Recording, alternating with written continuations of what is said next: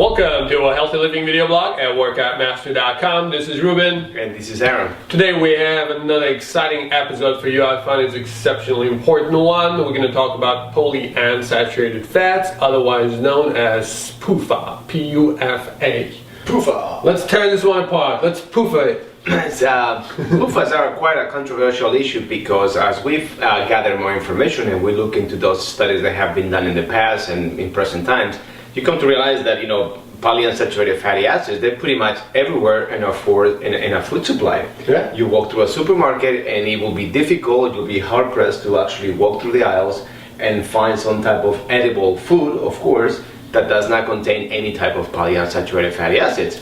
Well, basically, the saturated fat has been demonized for years. For over a century, I would say. And what is there to replace it? Well, everything will have to come from grains, cereal, seeds, and then vegetable oils. Yeah, absolutely. So what happened is, back when somebody created the vegetable oils, they figured out it is a very cheap way to produce oil. Okay. They found a way how to squeeze it, how to keep it, and things like that. Since they're cheaper, then you have to, one of the strategies that you can use to eliminate competition. Well, marketing wise, it would be the easiest way to do it. You can just give them the same amount of oil for a lot less price. There you go. Fraction. Yeah. So. Plus, if you publish studies about how bad saturated fat for you, and then you destroy the competition. That's the dark side of the business. There you go. So the competition has been destroyed as far as we know as saturated fat. Polyunsaturated fats, they come from basically they come from a vegetable source and from animal source. They become dominant in the marketplace. Yes. But let me say something, so not to confuse people if they have any doubts where these PUFAs come from. When we mention that they come from animal sources, we're talking about either mammals, animals from the land, that have been fed with grains and seeds and that sort of nutrition. The one that they've been fed something they shouldn't be consuming. That is correct. And when we talk also about animals, we're talking about fish, because fish themselves, most of the fat that they have, and listen to this carefully, is actually polyunsaturated fat. Because if it was a saturated fat, understand that if you have a salmon swimming on 50-degree water or colder, if that animal has saturated fat, it will be frozen solid almost to the core, because saturated fat at a very cold temperature becomes solid. So these animals obviously maintain their fluidity on the water because the fats that they have are non-saturated. Let's be very clear on that. Absolutely. So we can get some perspective. Okay. So what happens is they become dominant in today's marketplace. A lot of products are made with polyunsaturated fat, and there's more and more information coming out that polyunsaturated fats are very detrimental to your health. So this is exactly what this episode is about. So let's see, what do you think are the biggest things that polyunsaturated fat does to our body? Well, the first thing that I noticed that stands out to me is that within polyunsaturated fats, we have all the essential fatty acids, omega-3s, 6, and 9s. And this is one thing that is almost counterintuitive, because they say that essential fatty acids are those that we cannot produce ourselves, that are actually healthy to ourselves. And the interesting thing that when you start looking at studies of omega-3s and 6s, yes, they do have some form of an anti-inflammatory response in the body when they're being used, especially omega-3s, in a short period of time. But after they've been, we've been exposed to the use for a longer period of time, and that will be difficult to debate, at least to my knowledge of how long that will be, and probably individual to the person. You realize that these essential fatty acids, they're not really essential at all, because these fats become detrimental to the health. So it's almost counterintuitive to think of something that the body will make as a form of a fat that will be destructive to itself. The body does not do that, as a matter of fact. That's not the way that we're designed to work. Besides the omega-9 your body produces itself in a very, very small quantity. Well, listen to this. If the body in fact produces omega-9 by itself, then it's not essential. Because what essential means is that you have to take it from an exogenous source, from outside, so that because you're not making it. Okay. So those omega-9s, like the stearic and the palmitic acid, the body makes them themselves. So there's no reason why they should be called essential to begin with, and something that the body has to take because it doesn't make it and it creates some type of damage in the long term should not be called essential, unless the people that are calling essential are people in the industry that actually want to make you sick and have a detriment to your health. I don't think they necessarily want to make you sick, but you know, They don't want to make you healthy. They definitely want to make money. Let's put it Yes, that way. but by, you know, at the expense of your health. Well, yeah. You be nice and I'll be the evil. That's totally fine. I'm okay with that. All right. So, essential fatty acids. It is controversial, guys. They're not essential. They're not essential. No, they're very necessarily. Not only that, they end up being that they actually destroy your health. Quite destructive. Yeah. Absolutely right.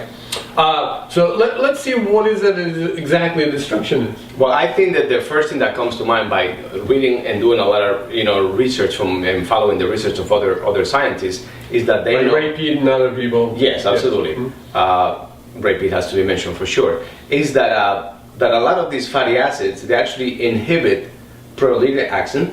You know, the action of proteins will have in the body as far as regenerating tissue. Mm-hmm. They will kind of inhibit or arrest the process. They actually So PUFA destroys the enzymes that help you digest proteins. That is correct. So that means, let's say, if you're eating some proteins and polyunsaturated fatty acids, that your body cannot truly take the protein and use it for its advantage. They're inhibitory. Exactly. Okay. They also, at the same time, they combine with estrogen, and they have a nasty effect on your metabolism.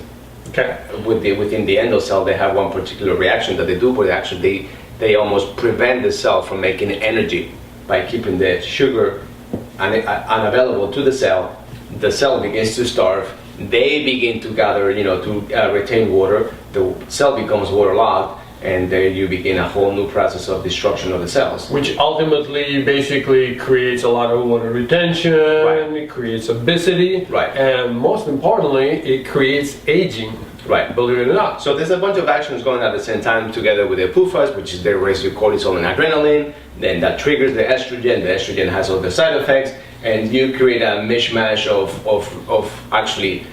aging or pro-aging results, which is the last thing that people are looking for, obviously. Yeah. Another thing that PUFA does is actually destroys your immune response. That's correct. By killing natural killer cells. That's right. So the PUFA kills the natural killer cells. Right. So it's just it's very confusing, and we're in the middle of the war zone right now per se. We're in the trenches trying to figure out what are the best things. And are we changing our minds all the time? You might say that we do, and we'll say we definitely are doing it, because what we come to realize is that the most information and the most recent research and the most proven research that we come to find out later that is not funded for anybody other than people that are looking to find the true health that a human being can obtain is very conflicting over time. So the best thing we can do is use ourselves as guinea pigs.